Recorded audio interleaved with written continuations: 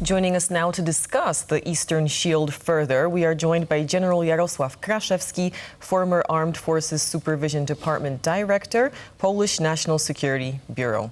Good morning and welcome to TVP World. Good morning. So now, what is your take on the Eastern Shield and what will this project look like? It's very complex and complicated, first of all. Secondly, if we talk about the Eastern Shield, it's a bit a classified project. So we are not able to open up with broader scope and much more detailed scenario how the project is going to be accomplished by the government, because the enemy is watching us and taking a lot of information which is going to be used by them to overpass or to organize the operations in a quite different way. But itself, the Eastern Shield itself is, let's say, the system of systems. First of all, we have to organize a lot of bunkers and shelters for civilians, because it's the weak point of our, let's say, defense system dedicated for the civilians. And secondly, politicians together with the military, high-ranking officers, mostly from general staff, they have to specify where and when organize the minefields, organize the system of obstacles, and how to do it in order to force the enemy's troops to go through such pieces of terrain, for instance, the Suwałki Gap or Suwałki Corridor and other places along with the eastern border of Poland, to make this movement toward our country much slower and to disorganize the entire operational concept how to attack our country. This is how the Eastern Shield should look like. But again, it's complex, and on the other hand, it's a bit classified.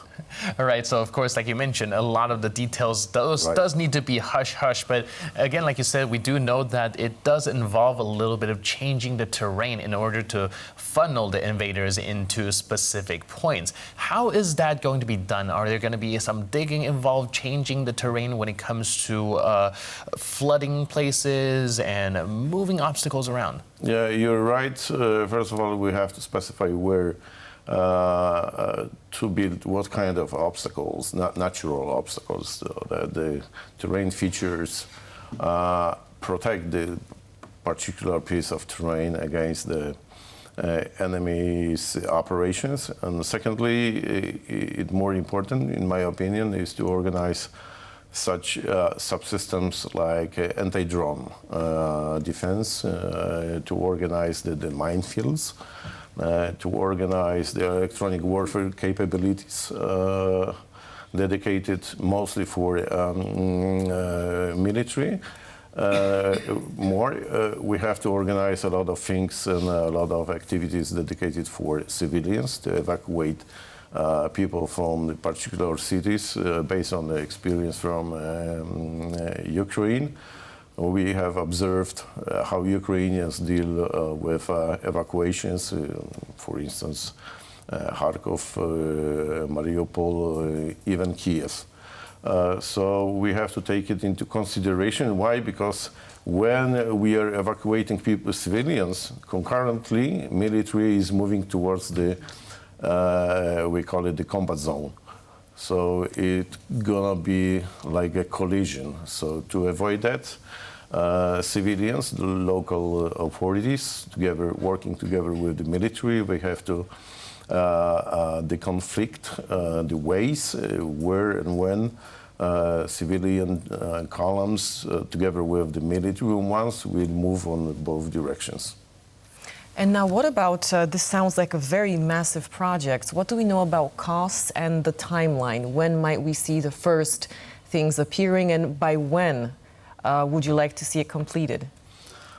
You know, in the history, Napoleon said that to win the war, I needed three things: money, money, and money.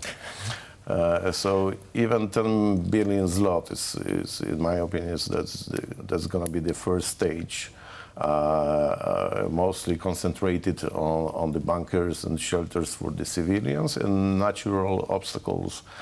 And such things like if the crisis is going a bit high or higher, we can organize the artificial flood and make the terrain, which is, we call it in the military, no-go. So for the heavy equipment, it's totally no-go. So the enemy has to rearrange the entire scope of operations. Secondly, we have to concentrate on based on the experiences coming from the Ukraine, on the drone operations, because drones and UAVs, this is, in my opinion, new approach to the modern war fighting. So those who can operate with not only one drone, because it's very easy, you have to go to the course, and after 2 days, you're a mostly qualified operator of the FPV. But to control a lot of drones, like last attack from Iran to Israel, you need to have the special infrastructure and special capabilities, mostly from the ICT area of interest, to be built up and implemented in the country. And the most crucial is air defense. Air defense, which is dedicated to protect the sky above us against the enemy's combat aircraft attacking mostly the elements of the key infrastructure. Now, this does sound like a very big project to tackle, and yes, we're talking about like a multi-year, multi-ministerial, and multi-municipality kind of project. How do you see it being coordinated going forward? As we know, it involves so many different divisions of the government, and then they have to work with all these municipalities in which this shield is going to be constructed. How do you see that coordination happening? Yeah, very good question. And in my opinion, the key role has to be played by the military and the MOD, Ministry of Defense. But the MOD has to coordinate all the actions taken with the Ministry of Interior. Why? First of all, in the military, whatever we prepare, whatever we buy, it's for the war. In the Ministry of Interior, like a police, border guards, fire brigades, what they do for the peacetime. That's the difference. And this is why, in my opinion, it has to be executed by the MOD with very strong support coming from Ministry of Interior. And it's for years. Right. It's an ongoing process, basically. It's life living. Right, it's a living project. Right. I still wanted to ask, because you mentioned, of course, the drones and the rise of the use of a drone in modern-day warfare. Now, do you think, just let's say fast forward, do you think one day the tank will become completely obsolete, or we are still not that close? My military background is field artillery, and currently we are so close to the moment when we can say that one kamikaze drone is cheaper than one artillery shell. That's first. Second, one drone, right now we are observing the new phase of using drones, which is about the jet drones. So the jet drones can fly over 300 kilometers and more.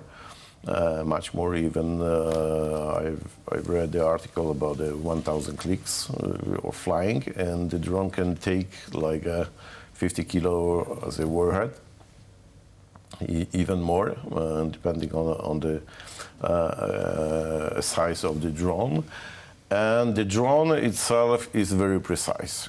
If you have at least 2 or 3 separate and independent navigation systems, like inertia, GPS, and something else. Analyzed terrain is fully digital.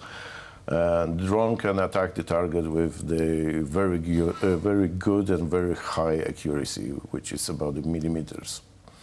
So if we hit the fuel tank, having like 1,000 of liters of fuel with a little FPV, so the effect is unbelievable.